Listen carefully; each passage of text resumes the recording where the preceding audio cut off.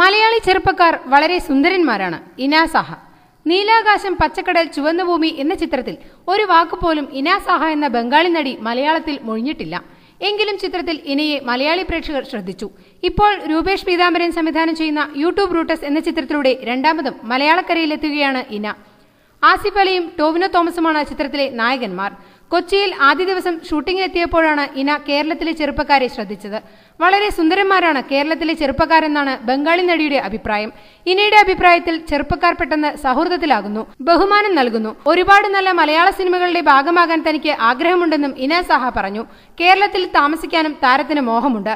കേരളത്തിലെ ഭക്ഷണവും ഏറെ പ്രിയമാണ്. മലയാളം അറിയാമോ എന്ന് ചോദിച്ചാൽ കുറച്ചറിയാം എന്നായിരുന്നു മറുപടി.